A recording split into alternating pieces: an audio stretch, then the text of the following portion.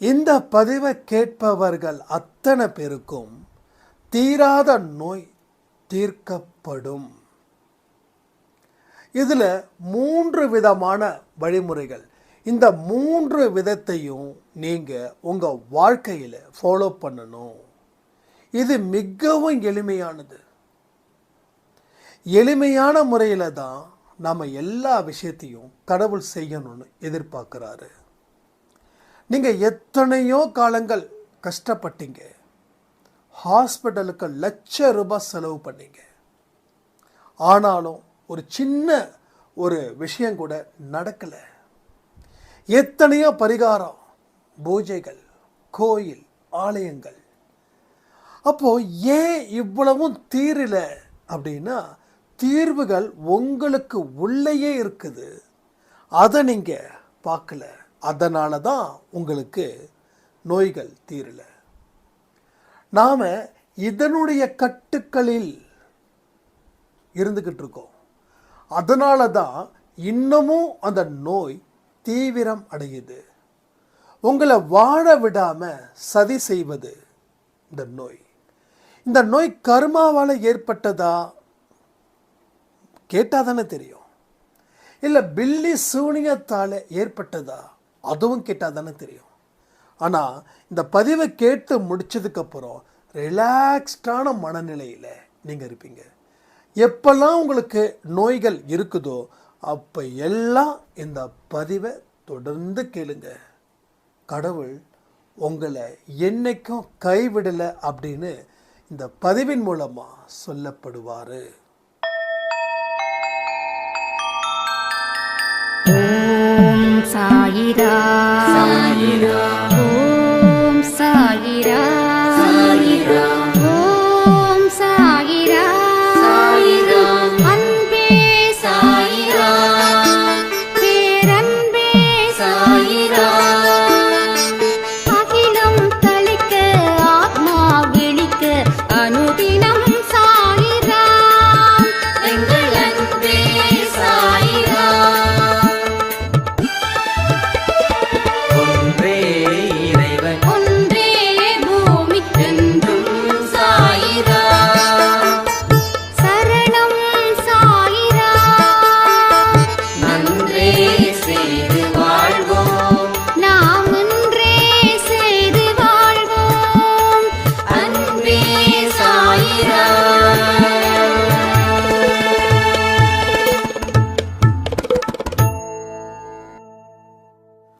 சாயிரா. என் உயிரேன் உயிரானவர்களே, தீராத நோய் என்ன வாட்டி எடுக்குது. ஹாஸ்பிட்டலில் லட்சமாக செலவு பண்ணியும் நோய் தீரல. நிறைய பூஜை பரிகார முறை எது செஞ்சும் என்னுடைய நோயோட தன்மை மட்டும் குறையவே இல்லை. இந்த நோய் எனக்கு கடும் மன உளைச்சலுக்கு ஆளாகுது. செய்ய வேண்டிய விஷயத்தை கூட செய்ய முடியாமல் இந்த நோய் எனக்கு மிகப்பெரிய கேடு விளைவிக்குது. இதில் இருந்து மீண்டு வருவதற்கு சரியான வழிகள் என்ன? என்னோட நோய்களுக்கு காரணம் என்ன? கர்ம வினைகளால் என்னோட நோய் எனக்கு வந்து சேர்ந்துதா? நான் வேற என்ன செய்யணும்? இல்லை கடைசி வரைக்கும் இப்படி தான் இருக்கணுமா? மனதார யாருக்கும் எந்த துன்பத்தையும் நான் நினைச்சது கூட இல்லை. அப்படி இருக்கும் போதும் இந்த நோய் என்னோட உச்சக்கட்டத்தை, கோபத்தையும் துன்பத்தையும் கொடுக்குது. அதனால் மீள்வதற்கு உண்டான வழிகளை நீங்கள் சொல்லுங்க அப்படின்னு ஒரு சாயிராம். அதே போல் இன்னும் ஒரு சாயிராம், தீராத வயிற்று வலி. இந்த வயிறு வலி வந்துடுச்சுன்னா என்னால் தாங்கிக்க முடியாது, உயிர் போகிற வலி. அதே போல் தலைவலி, மூட்டு வலி, அந்த வலி, இந்த வலி. அதாவது வலிகளை சமாளிக்க முடியாத அளவுக்கு இருக்குது. இதனால் என்னோட எந்த ஒரு விதமான செயலையும் செய்ய முடியல. எனக்கு ஆஸ்துமா இருக்குது. காலையில் 4 மணிக்கு எழுந்திரிச்சு சாய்பாவுக்கு ஆரத்தி எடுக்க முடியல. இப்படி பட்டியல் நீளுது, குறையில. அப்போ எல்லா விஷயத்துக்கும் பிரச்சனைகளை தீர்ப்பதற்கு சாயப்பாவை மனதார அழைத்து இந்த பதிவை நாம் கேட்கலாமா? இந்த பதிவில் சொல்லப்பட்டது எல்லாமே எனக்கு நடக்கும் அப்படின்னு நாம் நம்பலாமா? இன்னும் கொஞ்ச நாளில் உங்கள் உடம்புல இருக்கக்கூடிய நோய்கள் எந்த பக்கம் போச்சுன்னு தெரியலன்னு ஆச்சரியப்படுற மாதிரி நமக்கு நடக்கும்னு நாம் எதிர்பார்க்கலாமா? இந்த 3 விஷயங்களும் உங்கள் வாழ்க்கையில் நடக்க போகுதுன்றதை நான் உறுதிப்படுத்துகிறேன். அதை உறுதிப்படுத்துகிற விதமாக தான் இந்த பதிவு உங்களுக்கு அமைய போகுது. முதல் பாயிண்ட்டு, நாம் கடவுளால் ஆசீர்வதிக்கப்பட்டவர்கள். இதை மனசில் ஆழமாக விதைக்க முடியுமா? நாம் கடவுளால் ஆசீர்வதிக்கப்பட்டவர்கள், இதில் எந்த சந்தேகமும் இல்லாமல் இதை நீங்கள் ஏற்றுக்கொள்ள வேண்டும். அப்போ கடவுளால் யார் ஆசீர்வதிக்கப்பட்டவர்கள் அப்படின்னா, எந்த உயிரினத்துக்கும் துன்பத்தை கொடுக்காமல் இருப்பவர்கள், எல்லோரும் மேலேயும் அன்பும் அக்கறையும் கொண்டவர்கள், எல்லோரும் நல்லா இருக்கணும்னு மனதார வாழ்த்துபவர்கள் யாரோ அவர்களே கடவுளால் ஆசீர்வதிக்கப்பட்டவர்கள். இப்படிப்பட்டவர்களுக்கு இந்த நோய்கள் அத்தனையும் தீரும் அப்படின்றது உங்களால் நம்ப முடியுதா? நம்புங்க. ஏன்னா நிறைய எவிடன்ஸ் நான் வச்சுட்டு தான் பேசுகிறேன். எவிடன்ஸ் இல்லாமல் நான் வாய்க்கு வந்ததை பேசுகிறேன். முதல்ல ஆசீர்வதிக்கப்பட்டவர்கள் நம்ம நம்பணும். அப்போ யாரை கடவுள் ஆசீர்வதிக்கப்பட்டிருக்காருன்னா அதில் இந்த 3 பாயிண்ட். இந்த 3 பாயிண்டில் எது உங்களுக்கு இல்லையோ அதை உங்களால் சரி பண்ணணும். அதற்கு உண்டான வழிகளை நீங்கள் ஏற்படுத்தணும். அதற்கு தகுந்த மனநிலை உங்களுக்கு கொஞ்சம் கொஞ்சமாக மாறணும். நாம் நேற்று கொடுத்த ஆடியோவில் கூட நம்ம சொல்லியிருக்கோம், இந்த மாதம் எதை விடணும்? பொறாமைத்தனத்தை விடணும்.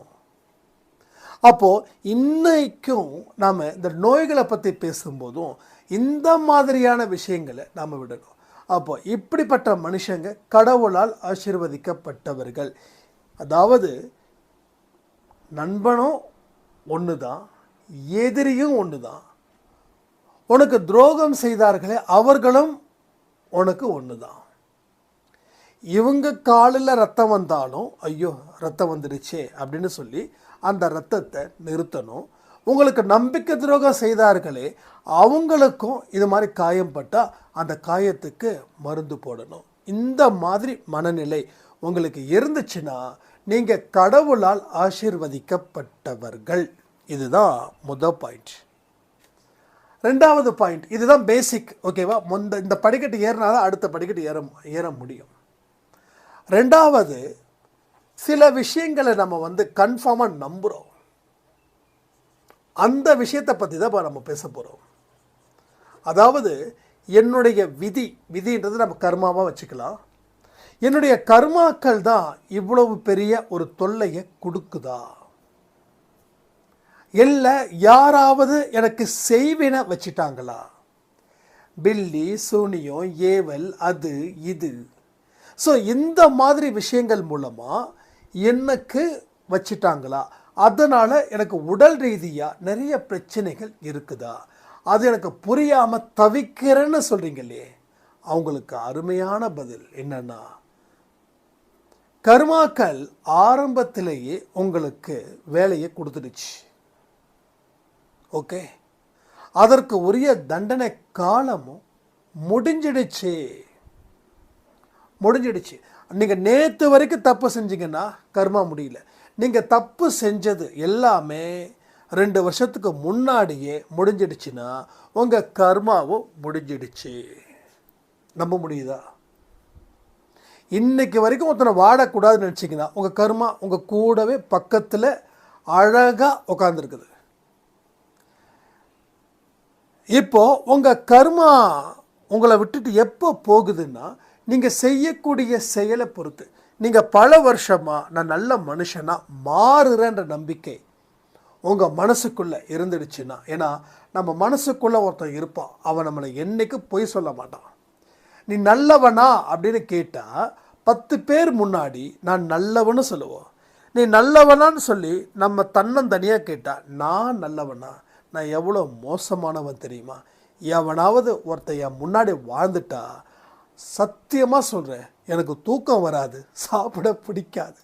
ஸோ தனியாக பேசும்போது, தனியாக கேள்வி கேட்கும்போது நம்ம அவ்வளோ ஒரு ஸ்டார் இருப்போம். அது இல்லாமல் இருக்கணும். 10 பேர் முன்னாடி நம்ம எப்படி காலரை தூக்கி விட்டு நான் நல்லவன்டான்னு சொன்னோமே, அதே போல் நான் நல்லவன் தான், அதில் சந்தேகமே இல்லையேன்னு நீங்கள் சொல்லணும். அப்போ எது நல்லதுன்னு தெரிஞ்சு வச்சுக்கணும். அது வேற விஷயம் இருக்குது. கெட்டதெல்லாம் நல்லதாக்கக்கூடாது, நல்லதெல்லாம் கெட்டதாக மாறக்கூடாது. அன்பே சாயில் எது நல்லதுன்றதை தெளிவாக சொல்லியிருக்கோம், தெளிவாக சொல்லியிருக்கோம். எத்தனை ஆடியோ எனக்கே ஆச்சரியமாக இருக்குது. சாய்ப்பா வந்து எவ்வளோ பெரிய ஆடியோக்களை இந்த குரல் மூலமாக கொடுக்க வச்சுருக்காரு அப்படின்னு. கொடுக்கலாம், தப்பே இல்லை. 1 லட்சம் ஆடியோ, 2 லட்சம் ஆடியோ, 3 லட்சம், எவ்வளோ வேணாலும் கொடுக்கலாம். அதை பற்றி நம்ம கவலைப்படவே இல்லை. கேட்குறவங்களுக்கு போய் சேரட்டும், கேட்காதவர்களுக்கு கேட்காம இருக்கட்டும், அதை பற்றி பிரச்சனை இல்லை. அப்போ உங்கள் கர்மா முடிஞ்சிடுச்சா இல்லையான்றத நம்ம மனசில் எழுத எண்ணங்களை வச்சு கண்டுபிடிச்சிடலாம். அது ஒன்று. இது கூட ஓரளவுக்கு உண்மை இருக்குது. அடுத்தது உண்மையே கிடையாது, இந்த பில்லி சூனியம் அது இதுன்னு ஒருத்தவங்க வைக்கிறாங்க அப்படின்றதுக்காக நம்ம வாழ்க்கை மாறப்போவது இல்லை. அப்படி பார்த்தா இன்னைக்கு எத்தனையோ மனுஷங்க வாழ்வது வளர்வது பிடிக்கல. அப்போ அத்தனை பேருக்கும் வச்சிட முடியுமா? சொல்லுங்கள், வச்சிட முடியுமா? வச்சுட்டா நடக்குமா? அப்போ அதில் வந்து உண்மை இல்லைன்னு என்னைக்கு நீங்கள் மனதார நினைக்கிறீங்களோ அன்னைக்கு தான் அதனுடைய கட்டுக்களில் இருந்து நீங்கள் மீள முடியும். அதனுடைய கட்டுக்களுக்குள்ளேயே நீங்கள் இருந்தீங்கன்னா அதுக்குள்ளேயே தான் நீங்கள் இருக்க முடியும். அப்போது ஏன் இது வந்து நம்ம திரும்ப திரும்ப நினைக்கிறோம் அப்படின்னா, எனக்கு வச்சிட்டான், என் பங்காளி வச்சிட்டான், என்னோட துரோகி வச்சிட்டான், என்னுடைய உறவு வச்சிடுச்சு, என் புருஷனுடைய அக்கா வச்சிட்டாங்க, என் புருஷனுடைய அம்மா வச்சிட்டாங்க, இது மாதிரி நிறைய நம்புகிறாங்க இன்னைக்கு. ஸோ இன்றைக்கி இருக்கக்கூடிய லைஃப்பில் மாடர்ன் லைஃப்னு நாம் பெருமை பேசிக்கிட்டு இருக்கோம். ஆனால் இந்த நம்பிக்கையும் அதிகரிச்சிருக்குது, குறையில் அதிகரிச்சிருக்குது. இன்றைக்கி சிட்டி சைடில் கூட, வில்லேஜ் சைடு, எல்லா சைடும் இது இருக்குது. இதை நம்புகிறாங்க, 100% நம்புகிறாங்க. பேய் பிடிச்சிருக்குது, யாரோ வச்சுட்டாங்க. இப்போ ரீசெண்டாக ஒருத்தவங்க என்கிட்ட சொன்னாங்க, பேய் பிடிச்சிடுச்சு, அதனால் வந்து ஒரு கோயிலுக்கு போயிட்டு போனோம், அவர் வந்து அடிக்கிறாரு என் பொண்ணை, ரொம்ப கஷ்டமாக இருந்தது. பேயை அடித்தா பேய் ஓடிடுமா? எனக்கு புரியல. பேயின்றது ஒரு எண்ணம். அப்போது எனக்கு பேய் பிடிச்சிருக்குதுன்னா என்ன 4 பேர் சாட்டையால் அடித்தா அது எப்படி பேய்க்கு வலிக்கும்? பேய் எப்படி விட்டு போகும்? நமக்கு நிஜமாக சொல்கிறேன், சுய சிந்தனை இருக்குது. ஏன் சுய சிந்தனையில் பல விஷயங்கள் புரிஞ்சும் புரியாமல் இருக்கிறோன்னா, அதை தாண்டி ஒரு பயமும் இருக்குது. எல்லாமே இருக்குது, நம்ம தைரியமானவர்கள் தான். ஆனால் தைரியத்தை தாண்டின ஒரு பயம் இருக்குது. அந்த பயம்தான் ஆட்டி படைக்குது. எப்பா இருந்தாலும் இருக்கும், நீ கொஞ்சம் பார்த்து பேசு, பில்லி சூனியத்தெல்லாம் நீ கண்ணா பின்னான்னு பேசிடாது. நான் இப்போ சொல்கிறேன், பில்லி சூனியம் ஏவல் எது உண்மையிலே அது இருந்தாலும் என்னுடைய சாயப்பா அதை பலம் இழக்க செய்வார்னு நம்பிக்கை இருக்குது. நான் இருக்குதுன்னு சொல்லலை, இல்லைன்னு சொல்லலை. நீங்கள் இருக்குதுன்னா நீங்கள் இல்லைன்னுவீங்க, இல்லைன்னா இருக்குதுன்னுவீங்க. இப்போ இருக்குதா இல்லையான்றது உங்கள் மனநிலை பொறுத்து. இப்போ நீங்கள் இருக்குதுப்பா, நான் நம்புகிறேன்ப்பா அப்படின்னா கடவுள் உங்களை ஏன் காப்பாற்றாமல் போவார்? அப்போ அந்த பில்லியும் சூனியத்தோட வீரியம் கடவுளோட வீரியத்தை விட பெருசா? சொல்லுங்கள், கடவுளோட சக்தியோட பெருசா? ஒன்னேன்னு புரிஞ்சுக்கோங்க, கடவுள் தான் மாய சக்தியும் படைச்சார். நான் கூட நினச்சேன் சாத்தான் ஒருத்தன் இருக்கிறான், ஆனால் அது டே பைத்தியக்காரன், அப்படி இல்லைடா நான் தாண்டா படைச்சேன்னு ஒரு 6 மாதத்துக்கு முன்னாடி எனக்கு ஒரு உள்ளுணர்வு மூலமாக சொன்னார். ஆனால் அவர் சொன்ன அடுத்த ஒரு வாரத்துலேயோ 2 வாரத்துலேயோ ஏதோ ஒரு விஷயத்தை நான் படித்தேன், கடவுள் தான் அனைத்தையும் படைத்தார் அப்படின்னு சொல்லி ஏதோ ஒரு ஒன்று குரானாக இருக்கும், இல்லை பைபிளாக இருக்கும், இல்லை கீதையாக இருக்கும், இல்லை சம்திங் ஏதோ ஒன்று. ஆனால் மதிக்கக்கூடிய நூல்கள், கடவுளால் சொல்லக்கூடிய நூல்கள், சும்மா மற்றவங்க சொன்னதில்லை, கடவுளால் சொல்லக்கூடிய நூல்களில் ஏதோ ஒரு அத்தியாயத்தில் இந்த விஷயம் இருக்குது. கடவுள் என்கிட்ட சொன்னதை இங்கே கன்ஃபார்ம் பண்ணிட்டார். ஸோ மாயையை படைச்சது நான் தான், அப்போ மாயையை அடக்கிறதும் என் சாயப்பா தான். ரைட்டா? இப்போ தான் சொல்கிறேன், பில்லி சூனியனா இல்லை, அவர் சும்மா போய் சொல்கிறாரு, நான் பார்த்தனே, நான் நேருக்கு நேராக பார்த்தனேன்னு. ஸோ அப்போ நான் என்ன பண்ண முடியும்? சரி, ஓகே, எனக்கு இப்போ கூட சொல்ல 0% நம்பிக்கை, உங்களுக்கு 100% நம்பிக்கை. உங்களுக்கு 100% நம்பிக்கை இருக்கிறவங்களுக்கு ஒரு நல்ல விஷயத்த சொல்கிறேன், அதை படைச்சது கடவுள் தான். அப்போ கடவுள்கிட்ட சரணாகதி அடைஞ்சா கடவுள் அதை எதிர்த்து உங்களை காப்பாரா காக்க மாட்டாரா? உங்களுக்கு நல்ல பாதுகாப்பு கொடுப்பாரா கொடுக்க மாட்டாரா? ஸோ கொடுப்பார். அப்போ நம்ம பில்லி சூனியத்தை பற்றி நம்ம கவலைப்பட வேண்டிய அவசியமே இல்லை, அதை நம்ம கிட்டேருந்து எடுத்துடலாம். ரைட்டா? அப்போ நம்ம கவலைப்படுறது என்னென்னா கர்மா. அப்போ இந்த கர்மாவை நான் முன்னாடியே அந்த ஆசீர்வதிக்கப்பட்டவர்கள் சொன்னேன் இல்லையா, அதில் அந்த 3 விஷயத்த சொன்னேன் இல்லையா, அந்த 3 விஷயத்தை இருந்துச்சுன்னா இந்த கர்மாவையும் இந்த கர்மத்தையும் விரட்டிடலாம். இது கர்மா இல்லை, இது கர்மம். இந்த கர்மத்தையும் விரட்டிடலாம். அப்போது நீங்கள் முதல்ல ஆசீர்வதிக்கப்பட்டவராக இருக்கணுன்றதை நம்பணும். அடுத்தது இந்த கர்மா, பில்லி, சூனியம் இது எல்லாம் இல்லைன்னு நம்பணும். அதே கட்டுக்குள்ளே நம்ம இருந்தால் அவன்தான் நம்மளை ஆட்டி படைக்கிறான்னு தப்பான ஒரு கணக்கை போட்டுட்ருப்போம். ஆனால் அவன் ஆட்டி படைக்கலை. ஆட்டி படைப்பது எல்லாமே நாம் மனசில் வச்சிருக்கக்கூடிய கேடுகட்ட எண்ணங்கள் தான் அதை ஆட்டி படைக்குது. இப்போது உங்கள் நோய்க்கு என்னது, ஆசீர்வதிக்கப்பட்டவர்கள் நீங்கள் நம்புனீங்கன்னா அந்த நோய் தீரும். ஆசீர்வதிக்கப்பட்டவர்கள் எப்படி இருக்கணுன்ற அந்த 3 பாயிண்ட்டே சொல்லியிருக்கோம். அடுத்தது இந்த கர்மா, பில்லி, சூனியம் அது இதன் மூலமாக நான் பாதிக்கப்பட்டு இருக்கேனா அப்படின்ற கேள்விக்கும் அதுவும் உண்மை இல்லை. அப்போது இந்த 2 மனநிலை உங்களுக்குள்ளே இருக்கணும். இந்த 2 மனநிலை இருந்துச்சுனாவே நீங்கள் கிட்டத்தட்ட 50 மதிப்பெண் எடுத்து விட்டீர்கள். இது வரைக்கும் 0 மதிப்பெண் இருந்ததால தான் பிரச்சனைகள் இருந்தது. இப்போ இந்த 2 விஷயத்தையும் நீங்கள் தொடர்ந்து சிந்திக்கிறீங்க. நான் சொல்லக்கூடிய விஷயத்தை தொடர்ந்து கேளுங்க. எப்பெல்லாம் உங்களுக்கு நோய் தாக்கம் இருக்குதோ அப்போல்லாம் இந்த பதிவை கேளுங்க. இந்த பதிவை கேட்கவே உங்களுக்கு என்ன ஆகும், அந்த நோயின் தாக்கம் கட்டுக்குள் கொண்டு வரப்படும். அடுத்தது 3வது பாயிண்ட்டு, நோய் இல்லை என்று நம்பணும். இது மிக முக்கியமான விஷயம். ஆனால் முதல் 2 விஷயத்தை நீங்கள் நல்லா புரிஞ்சுக்கிட்டு அதன்படி உங்கள் வாழ்க்கையை ஆரம்பிச்சிட்டிங்கன்னா 3வது பாயிண்ட்டு உங்களுக்கு எளிதில் தீர்வுகள் கிடைக்கும். ஸோ நோய் இல்லை. அப்போ நோய் இல்லைன்னா இருக்குது, அது எப்படி இல்லைன்னு நினைக்கலாம். ஒரே விஷயம் பாருங்கள், உங்கள் உடலையும் உங்கள் ஆன்மாவையும் பிரித்து பாருங்கள். நீங்கள் வேற, உங்கள் உடல் வேற. நீங்கன்றது ஆன்மா. ஆன்மா தான் நீங்கள் தான் ஆன்மா. உடல் அப்படின்றது நம்ம உடம்புக்கு போடுற ட்ரெஸ்ஸு மாதிரி. ஆன்மான்றது உடல்ன்றது என்னது, போட்டுக்கிற ட்ரெஸ்ஸு மாதிரி. நீங்களும் ஆன்மாவும், அதாவது உடலும் ஆன்மாவும் தனித்தனியாக இருக்கிறது. நாம் தான் 2த்தையும் சேர்த்து வச்சுருக்கோம். இப்போ நான் யார் அப்படின்னு சொன்னால் என் பேரை தான் நான் சொல்லுவேன். அப்போ என் பேர் தான் நானா? இல்லை நானா? அப்போ எனக்குள்ளே இருக்கிறது என்ன? அதுதான் நான். நான் சந்தோஷ் அப்படின்னு ஒரு ஐடென்டிஃபை நம்ம சொல்லலாம். ஆனால் அது நானாக முடியாது. என் உயிர் இருக்கிற வரைக்கும் நான் சந்தோஷ். என் உயிர் போயிடுச்சுன்னா நான் ஒரு பிணம். ஸோ நான் அப்படின்றது இந்த உடல் கடைசியில் எங்கே போகுது? மண்ணுக்குள்ளே போகுது. பஞ்சபூதத்திலேருந்து தான் வரும், அதே பஞ்சபூதத்துக்குள்ளே தான் போகிறோம். இது இல்லாமல் வாழ்க்கையே இல்லை. அப்போ நாம் ஒரு பெரிய காம்ப்ளிகேஷன் ஆகிக்கிறோம். எனக்கு உடம்பு சரியில்லை, எனக்கு மனசு சரியில்லை. முதல்ல எனக்குன்ற ஒரு வார்த்தையை விட்டுட்டு நமக்குள்ள ஒரு ஆன்மா இருக்குது.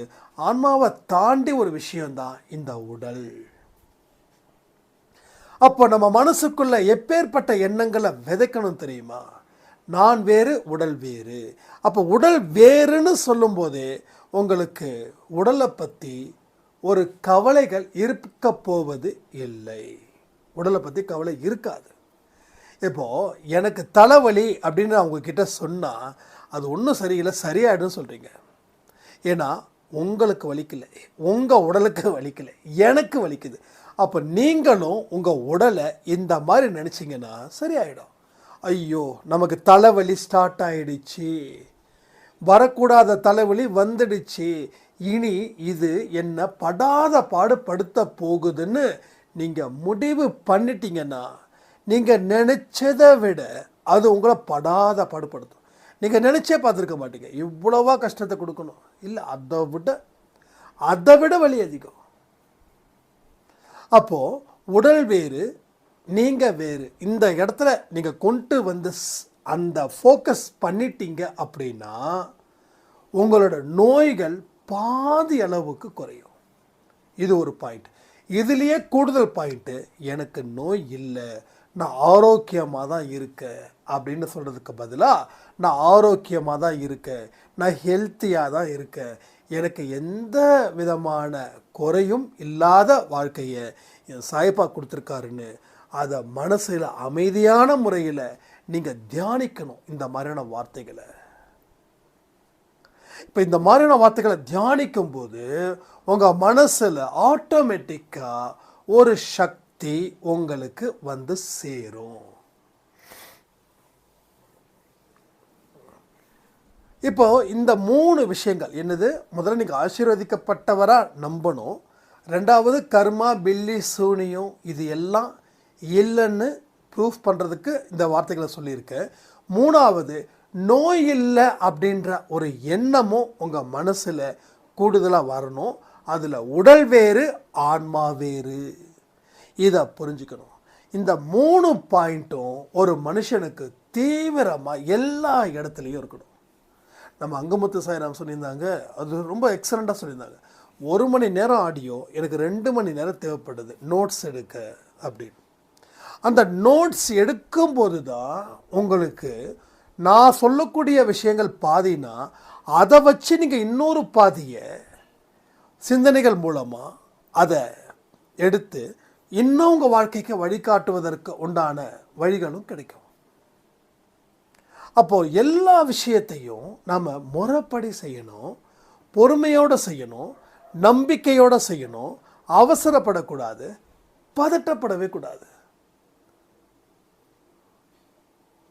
இங்கே பல பேருக்கு ஆரம்பத்தில் அவங்க இருக்கக்கூடிய பதட்டம் இப்போ இல்லை.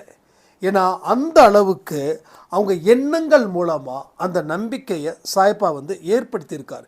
இது எவ்வளோ பெரிய மிராக்கள்! சாய்ப்பாவுக்கு நன்றிகள் சொல்லலாமா? அப்போ எந்த இடத்துலையும் சரி உங்களுக்கு நோய்கள் இல்லை. இதை நீங்கள் பரிபூரணமாக நம்ப உங்களோட நோய்கள் உங்களை விட்டு அதனுடைய வீரியத்தன்மை குறையும். நான் முழுசாக போகணும்னு சொல்லவே மாட்டேன். முழுசாக போகிறதுக்கு வாய்ப்பு இருக்குது, ஆனால் அது சடனாக நடக்காது. இப்போ சொல்கிற உங்களுக்கு தீராத தலைவலி, தீராத வயிறு வலி, இதற்கு இந்த 3 விஷயமும் உங்கள் மனசுக்குள்ளே ஆழமாக பதிஞ்சிடுச்சுன்னா முதல்ல வயிறு வலிக்கும், ஆனால் அந்த வலியை தாங்குகிற அளவில் இருக்கும். அப்போ அந்த வலிக்கும் போது நீங்கள் மறுபடியும் இது என்ன ஜஸ்ட்டு ஸ்டமக் பெயின் அவ்வளோதானே, சரியாயிடும் அப்படி நீங்கள் நினைக்க மறுபடியும் கொஞ்ச நாட்களில் அந்த வயிறு வலியே வராது. இப்போலாம் அதிகபட்சமாக தலைவலி ரொம்ப ஜாஸ்தியாக இருக்குது. இந்த 3 விஷயங்கள் தான் அடிப்படை காரணம். இதெல்லாம் கடவுள் சம்பந்தப்பட்ட விஷயங்கள் அப்படின்றதால ஃபஸ்ட்டு இந்த 3 பாயிண்ட்டை சொல்லிட்டேன். அடுத்த பாயிண்ட்டு தான் மிக மிக முக்கியமான பாயிண்ட், நம்மளுடைய லைஃப் சைக்கிள். நம்ம வாழ்க்கை எப்படி வாழறோம் அப்படின்றத கரெக்டாக வாழ்ந்துக்கிட்டு இருக்கோமா? இதில் சில பேர் என் மேலே ரொம்ப கோவப்படுவீங்க, சொல்கிற நீ செய்றியா அப்படின்னு. ஸோ ஒரு விஷயத்த சொல்கிறேன், நான் கண்டிப்பாக செய்வேன் ஷூரா. 8 மணி நேரம் தூக்கம் தூங்குறீங்களா? இது மிக முக்கியமான விஷயம். 8 ஹவர்ஸ் தூங்கணும். அதாவது நைட்டு 10 மணிக்கு படுத்திங்கன்னா 11, 12, 1, 2, 3, 4, 5, 6. ஸோ 6 மணிக்கு எந்திரிக்கலாம். ஆனால் அவங்க 4 மணிக்கு எந்திரிக்கிறோன்னு சொல்கிறதால இங்கே நிறைய பேருக்கு தூக்கம் ரொம்ப ரொம்ப குறைவாக இருக்குது. அப்போது 8 மணிக்கு தூங்க முடியுமா? ப்ராக்டிக்கலாக பாசிபிள் இல்லை. அப்போ 8 மணி நேரம் தூங்குனா உடம்புல இருக்கக்கூடிய நோய் நொடிகள் அத்தனையும் தீரும். அப்போ நோய்கள் தாக்கம் அதிகமாக இருக்கிறவங்களுக்கு இந்த 4 மணியை ஸ்கிப் பண்ணிவிட்டு 6 மணிக்கு எழுந்திரிச்சிருக்கு. ஏன்னா முதல்ல நோய்கள் இல்லாத ஒரு வாழ்க்கையை வாழ்ந்தால் தான் அடுத்தது செய்ய முடியும். இதில் எத்தனை பேருக்கு இந்த மாதிரி பிரச்சனை இருந்துக்குது, நான் எழுந்திருக்கிறேன் அப்படின்னா இனிமேல் அது எழுந்திருக்க வேண்டாம். ஸோ 8 ஹவர்ஸ், அதாவது 6 to 8 ஹவர்ஸ், 8 ஹவர்ஸ் கூட இல்லை, கிட்டத்தட்ட 6 ஹவர்ஸ் போதும், இல்லை 7 ஹவர்ஸ். 10 மணிக்கு தூங்கி காலையில் 5 மணிக்கு 6 மணிக்கு எழுந்திருங்க, தப்பே இல்லை கொஞ்ச நாளைக்கு. ஆனால் 10-10:30க்கெல்லாம் நீங்கள் நல்ல ஸ்லீப் மோடு போடும். அது ரொம்ப இம்பார்ட்டன்ட். அதாவது உட்காந்து தூங்குங்க. சில பேர் பார்த்தீங்கன்னா நம்ம படுத்துட்டு தூங்கும்போது நம்ம சாப்பிட்டதெல்லாம் அவ்வளோ சீக்கிரம் ஜீரணமாகாது. நான் ஒரு டெக்னிக்ஸ் யூஸ் பண்ணுவேன் எப்பயுமே, அது முக்கால்வாசி நான் யூஸ் பண்ணுவேன். 12 மணிக்கு நான் பெட்ரூம் வந்தால் கூட சேரில் உட்காந்து எந்த விதமான ஆடியோ எதுவுமே இது பண்ணாமல் ஃப்ரீயாக சும்மா கண்களை மூடிக்கிட்டு அப்படியே உக்காந்துக்கிட்டே தூங்குவேன். இது ஹீலர் பாஸ்கர் அவர்கள் கற்றுக் கொடுத்தது. உக்காந்துட்டு தூங்குங்க, நீங்கள் சவுண்ட் ஸ்லீப்புக்கு சீக்கிரமாக போயிடலாம் அப்படின்னு. அப்படி தூங்கும்போது எனக்கு சீக்கிரமாக, இப்போ நான் 2 மணிக்கு நான் 12 மணிக்கு நான் தூங்குறேன்னா படுக்க போகிறேன்னா எனக்கு டீப் ஸ்லீப்புக்கு 3 மணி ஆகும். ஆனால் அதே 12 மணிக்கு நான் உட்காந்த மாதிரி தூங்குனேன்னா நான் 1 மணிக்கே நான் டீப் ஸ்லீப்புக்கு போயிடுவேன். ஸோ எது எனக்கு இன்னமும் ஒரு ஆரோக்கியமாக இருக்குதோ அதை நான் எடுக்கிறேன். ஸோ அதில் உட்காந்து கண்ணு 2 தடவை 3 தடவை ஜெர்க் ஆகும்.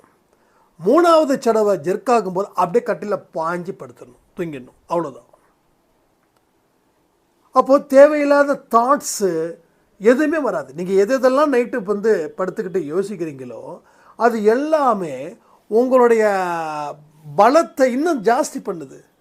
அப்போ நைட்டு நம்ம பார்க்கும்போது எதிர்மறை எண்ணங்கள் தான் அதிகமாக நம்ம சுவாசிப்போம், நேர்மறை எண்ணங்கள் கம்மி, எதிர்மறை எண்ணங்கள் அதிகம். புரியுதா உங்களுக்கு? அதுதான் இங்கே பெரிய பிரச்சனையாக நிற்குது. அப்போ இதை எல்லாத்தையும் நம்ம சரி பண்ணணும். ஏன்னா சுவர் இருந்தால் தான் சித்திரம் வரைய முடியும். ஸோ உடலும் ஆன்மாவும் தனின்னு சொன்னோம், அது ஸ்பிரிச்சுவாலிட்டி பேஸ் பண்ணும்போது. ஆனால் உடலால் தான் இங்கே ப்ராக்டிக்கல் லைஃபையும் பார்க்க முடியும். ஏன்னா இங்கே சம்பாதிக்க வேண்டிய நிர்பந்தத்துலேயும் நாம் இங்கே இருக்கோம். ஓகேவா? சம்பாதிக்கக்கூடிய நிர்பந்தத்துலேயும் இருக்கோம். ஒரு கண்ணு ஆன்மீக பாதை, ஒரு கண்ணு ப்ராக்டிக்கல் லைஃப். நான் வெறும் ஆன்மீகத்தை பற்றியே பேசிக்கிட்டு இருந்தேன்னா துட்டு, குழந்தைங்களோட எதிர்காலம் அது பார்க்கணும்ல. நீங்கள் ஹவுஸ் ஒய்ஃபாக இருக்கலாம், உங்களுக்கு பணம் தேவைப்படாமல் இருக்கலாம், ஆனால் உங்கள் கணவரை பார்த்துக்கணும், உங்கள் குழந்தைகளை பார்த்துக்கணும், உங்கள் உறவுகளை பார்த்துக்கணும். அதுக்கு நீங்கள் ஸ்ட்ராங்காக இருக்கணும்ல.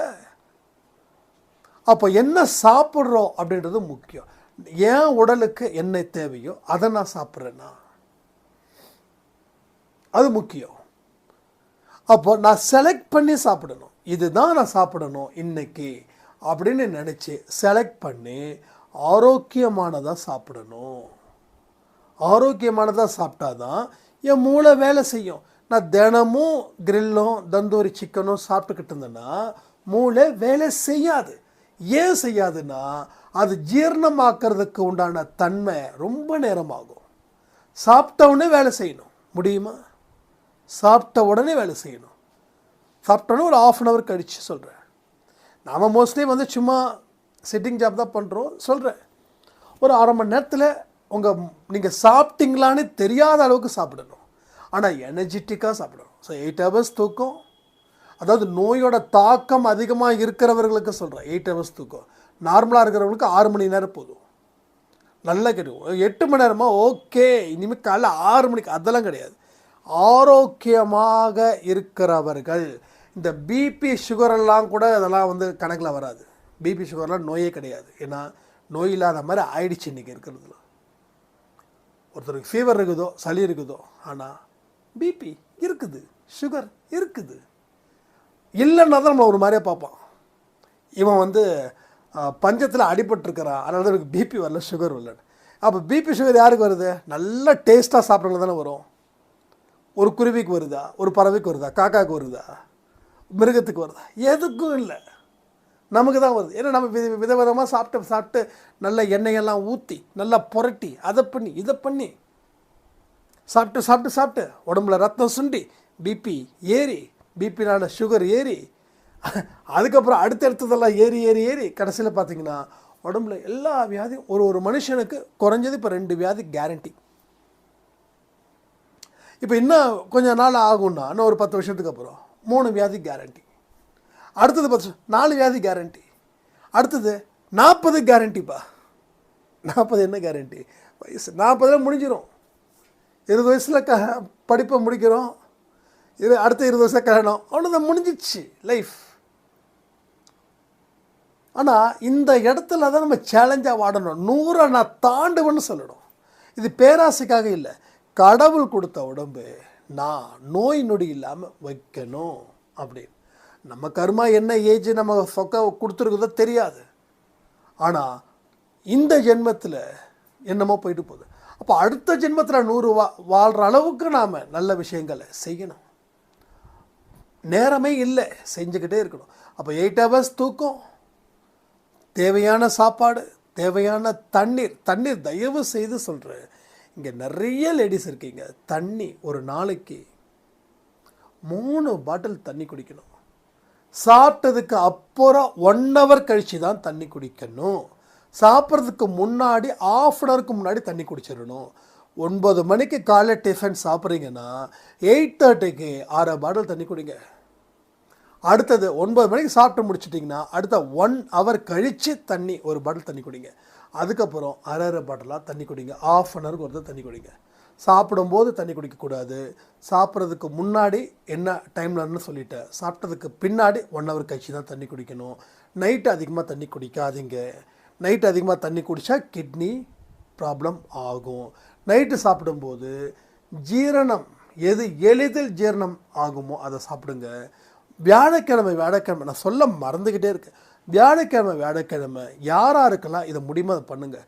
காலையில் கஞ்சி, மதியானம் ராகி கஞ்சி, ஏதாவது ஈவினிங் ஒரு 6-7 மணியோட ஒரு 2 இட்லியோ 3 இட்லியோ முடிஞ்சால் முடிங்க.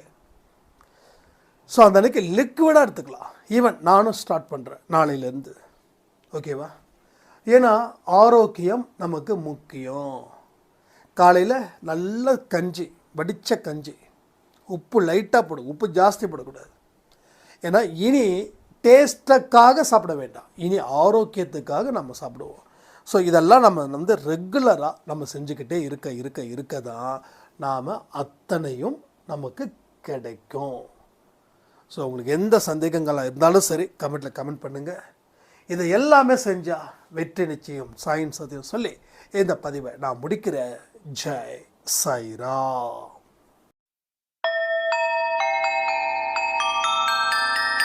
ஓம் சாயிரா.